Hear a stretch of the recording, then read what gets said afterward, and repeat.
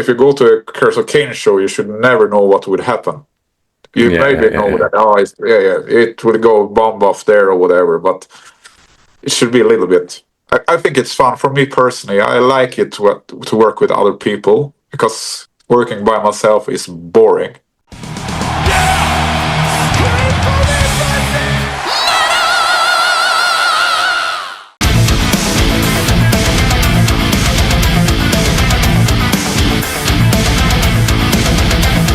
Well, The Pirate, thank you so much for taking a little bit of time out of your busy schedule of sailing the seas and plundering and all that kind of good stuff to talk to me. As we're talking, the album is out for like 2.5 weeks. Yes. Does that allow you already to kind of be detached from it and look back and analyze a little bit? Or is this still too close to everything coming out and that roller coaster that every band has to go through when a new album comes out, and where you're just, on phones and computers and answering messages nonstop? Where are you at right now? I'm already on the third album in my head, so as soon as we finish with the album, I move on to, we move on to the next one. Okay, it's the circle now, so it's really important to talk about this new one. But I'm thinking about the future always. As I'm a pirate, I sail ahead, Yeah, of course. But this is also, Curse of Cain is very much, this is a band, obviously, but it is absolutely a baby for the Pirate as well. So every release, even if you wrote these songs years ago and they were recorded a while ago and they were finished a while ago, is that still, you've got a lot of experience, but is that still quite an emotional, or maybe not, I don't know if emotional is the right word, but like a profound milestone that it's now out and it's no longer your baby, it's everybody's baby? Of course, this is, for me personally, this is the second album. It's the second album I actually done with a band I've been in. So this is a big part, like releasing this album. It's milestone for me personally. Really, all the songs we write, songs I've been in are my babies. All albums, old and new, So a big relief to finally have it out there.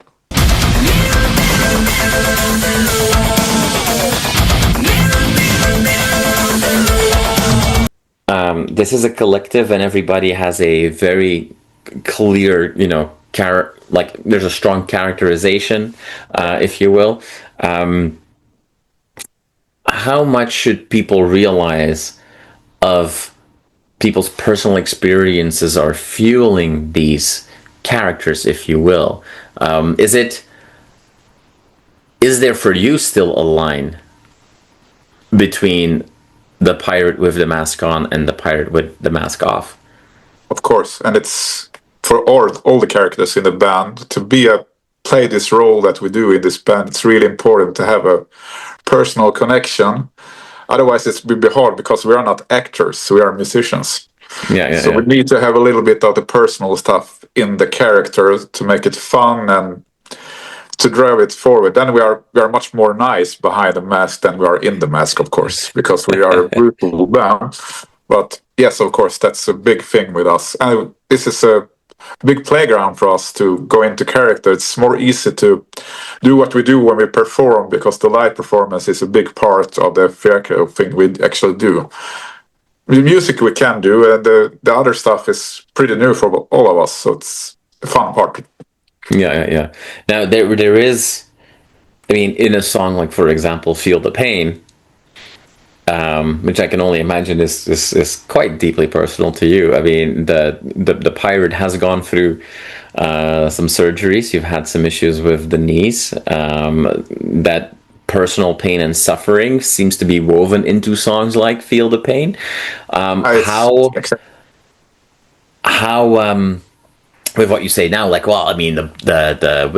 the masks on, it allows us to do things that we can do. We can get to be a little bit of different parts of our personal characters can come out more. But how, given the theatrical nature of this band, how hard is it to balance that personal touch, that vulnerability that fuels these songs, but at the same time have this larger than life theatrical approach. Is that a hard balance to do, to find? Yeah, pretty much. But music is always about feelings. Even if you do a story around it, it needs to be a personal thing, because Feel the Pain is actually about all the things I gone through. Is because it was a long trip for me personally with all the knee Right. surgeries, and I needed to write this song, and it was turned out perfectly to fit into the world. So we need to put the parts from our personal life into this, because just doing fiction, you have no heart behind it, right? Right. So and music needs to have heart and feelings behind it, otherwise it will be like shit, if you ask me. Yeah. Now, I mean, a song like Feel the Pain is also going to be extremely easy for fans to relate to with their own struggles. And Yeah. so, how weird is it for you when you create art that clearly came from a very specific thing that then changes meaning completely when your fans embrace that song and undoubtedly will start sharing with you back what that song means to them? Like, is that a bit of a weird mind fuck? Not really, because first of all, I'm a big fan of music myself, and you always make your own interpretations of songs. It's the same for me. If I like a band, I take in the songs, and it's a personal meaning for me. For me, it's real personal song, and I'm happy if it can help someone else with their pain and what they go through with, because this song is actually about embracing the things that's bad in life. Right. So it's just a good feeling if someone takes it and use it in the right way. That's what it's Yeah. all about for me. So when you say that, it's about embracing what's bad in life and this world that you build in the world of Curse of Cain, that storytelling piece, is that then, are you trying to warn? Are you reflecting? Or are you trying to escape? What's the main driver? More reflecting, and more when it comes into building this world, it's fiction, right? But the world is pretty gray nowadays, and Right. I think we need music to have fun and think about what we're actually going and everything. And violence and everything is fun in movies and all, but not in real life. So it's a big reflection around Yeah. everything in my mind or in the other characters' minds and what we do here, and Yeah. just have fun with it.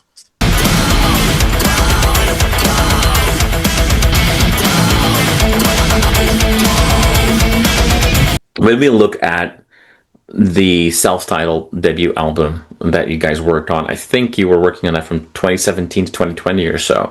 Yeah. And then we now have Achtung, the new album. The evolution that we see when you're looking back, and maybe especially if you're already thinking about the third album, so you're already thinking what has to follow, like where does this journey taking us?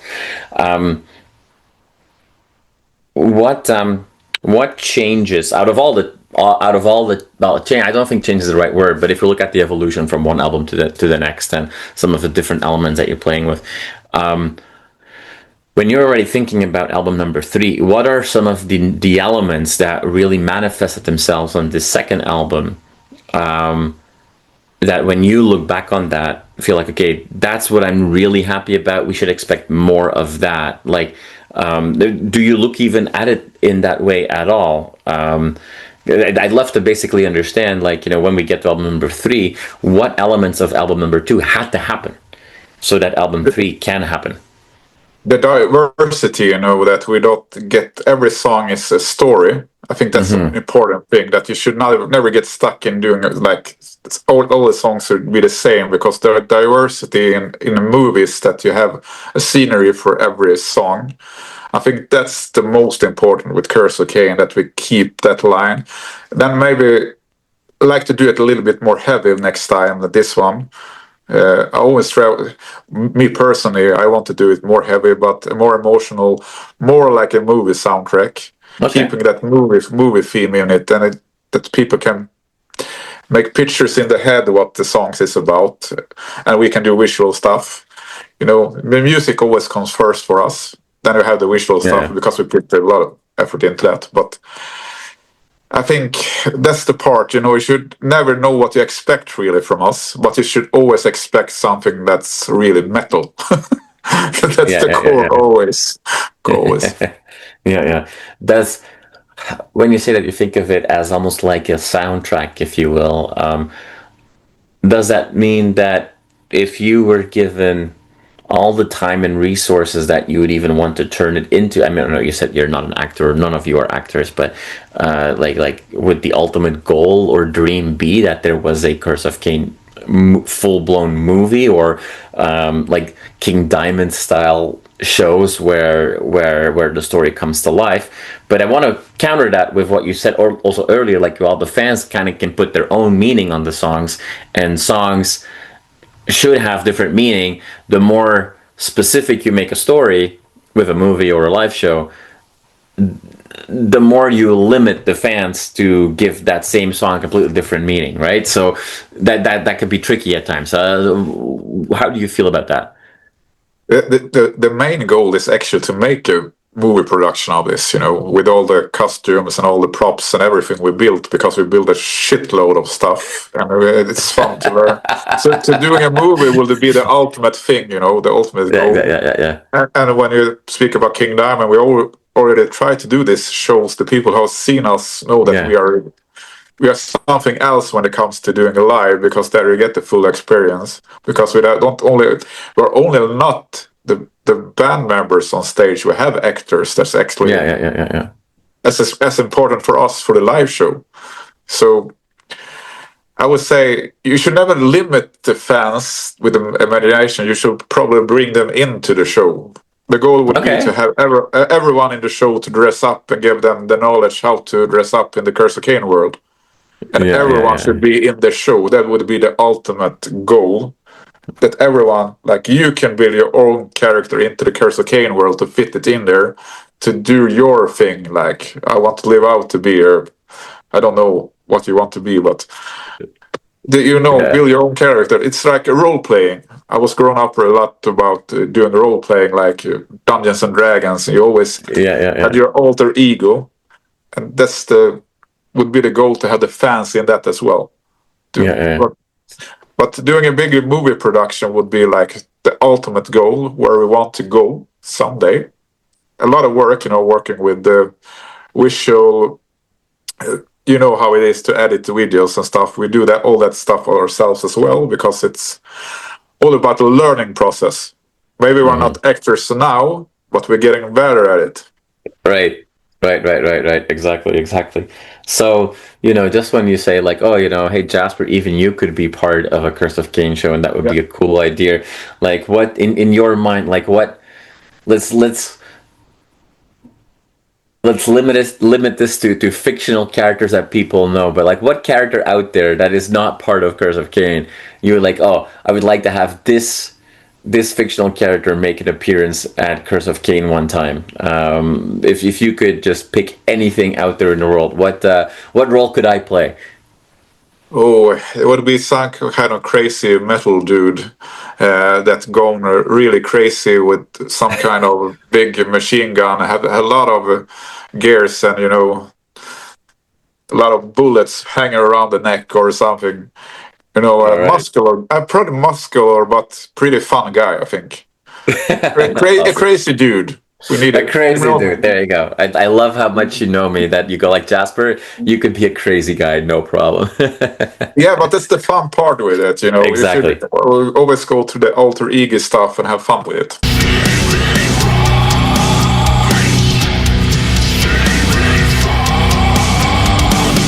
Now, when you said earlier, because I thought it was really cool when you said like, oh, it would be great that we don't only have actors on stage. Well, not only, it's already cool to have a production on stage, but that we make this truly immersive with our crowd. I mean, there are some. What's the name again? There was this immersive theater in New York for a number of years. Maybe it's still there. That did something like that, where it's kind of like a telling of the Macbeth story, and everybody that just walked around, and you have part of it with something with dark. I forget the name right now. People in the comments can help me out. But you also then again, as the artist, have to give a little bit the control away. Unless you make sure that everybody's briefed up front, but it kind of takes the organic nature of a show away. Like, is that with a, you know, I know how much Curse of Cain means to you personally and how much you put into it of yourself, but like turning this into a band with multiple people with different influences and different ideas and different expectations, on top of that, building production shows with actors involved, and then even thinking of letting in more people of the crowd to be an active member of or active part of the show. Is it hard in some way to let go a little bit as well, given how important this whole band has been for you? No, not really. You know, I really like that part. Like, it grows when you get more people into it. Yeah. It's so fun because we are a band. It's not me personally doing this because I need to have the inputs. I have my ideas. We need to have a straight line on what we do, how the style looks, and whatever. But that's the fun part. To never really go know where it will end, because when we do the live shows, we have ideas what we should do, but it's usually something happens that was not planned, and that's the fun part, because then you get the spontaneity in it, and I think it's wonderful, you know, because when it's like just like this, it gets a little bit boring. You should, because if you go to a Curse of Cain show, you should never know what would happen. You maybe know that it would go bomb off there or whatever, but it should be a little bit. I think it's fun for me personally. I like it to work with other people, because working by myself is boring. Because I only have myself to talk to, and I like to have the inputs from everyone. Of course, usually it's my baby. I have the last word, but I always take in all the points, and I know when I'm wrong. And I think a lot of people should know when they should say, "Okay, I was wrong there. This is better."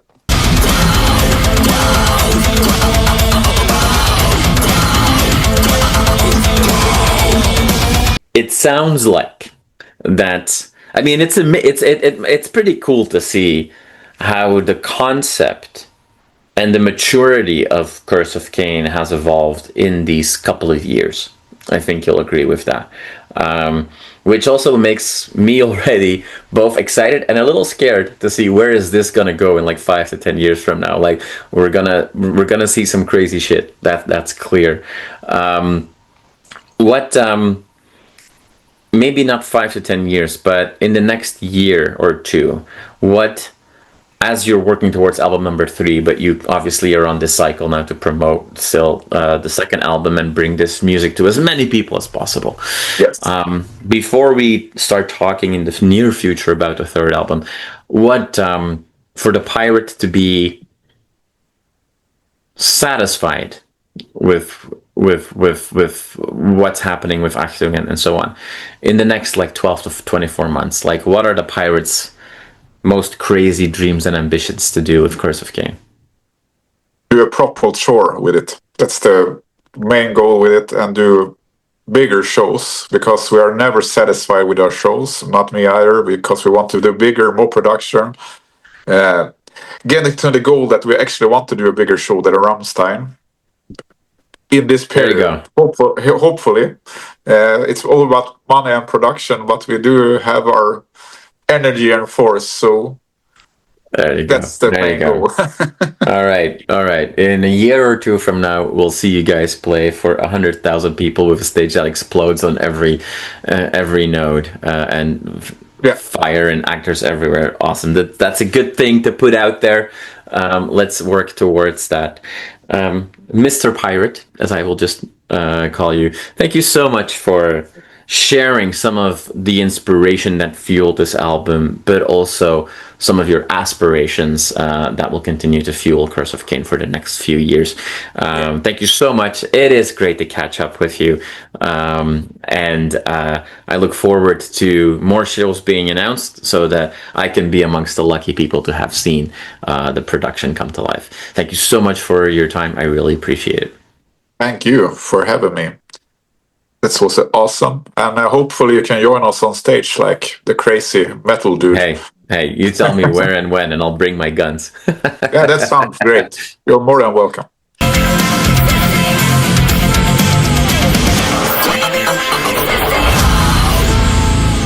You are awesome for watching this video. Click right here to see more content like it and subscribe to the channel.